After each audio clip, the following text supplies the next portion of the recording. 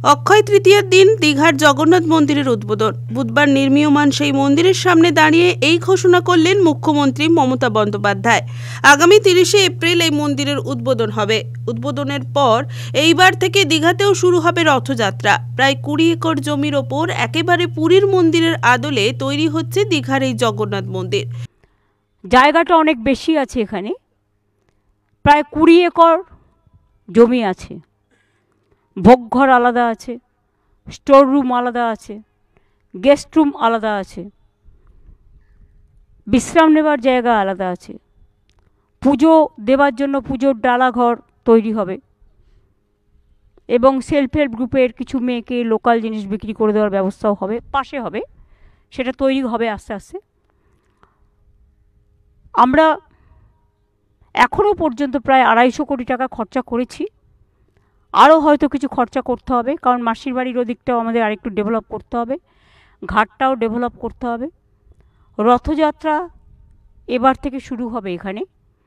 এবং যদিও মুখ্যমন্ত্রীর বক্তব্য পুরীর সঙ্গে দীঘার মন্দিরের তুলনা করা যায় না, কারণ বহু পুরনো সেই মন্দির রাজরাজাদের আমলে তৈরি। দীঘায় মন্দির হচ্ছে সরকারি উদ্যোগে। এইটা আমরা বছর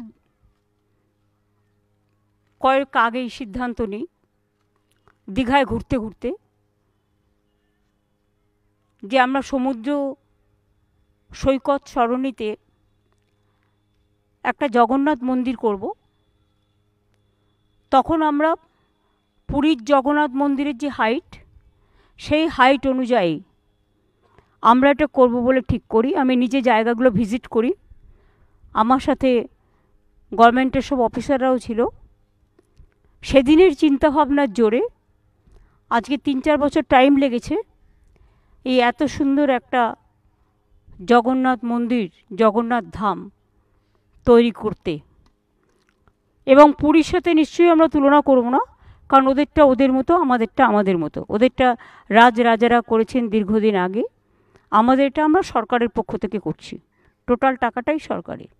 এছাড়াও মমতা ব্যানার্জি জানিয়েছেন, আমরা আশা করি আর 3 মাসের মধ্যে এটা সম্পূর্ণ কমপ্লিট হয়ে যাবে।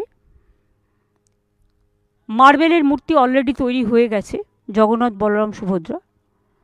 নিম কাঠের মূর্তিটা তৈরি হচ্ছে, কারণ ওটাকে সামনে রেখে পুজোটা হবে। এছাড়াও একটা মা বিমলা, যেটা মা লক্ষ্মীর মন্দির, মা লক্ষ্মীর একটা আরেক পাশে রাধাকৃষ্ণ, এটা থাকবে। তাছাড়াও মেন গেট চৈতন্যদ্বার আগে ঠিক হয়েছিল মাসির বাড়ির ওখানে করবে, সেটা আমি একটু পরিবর্তন করে ডিসিশন নিলাম।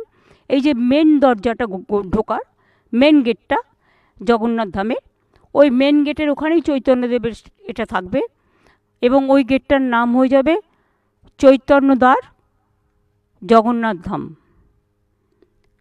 বাদবাকি এখানে স্বর্গদ্বার থেকে শুরু করে সব আছে, অনেকগুলো বিল্ডিং আছে, আপনারা দেখতেই পাচ্ছেন। জায়গার অফুরন্ত সদ্ব্যবহার হয়েছে। এমনকি পুরীতে যে ধ্বজা তোলা হয়, সেই ধ্বজা তোলার ব্যবস্থাও এখানে রাখা হয়েছে। ব্যুরো রিপোর্ট, খবর BCBS।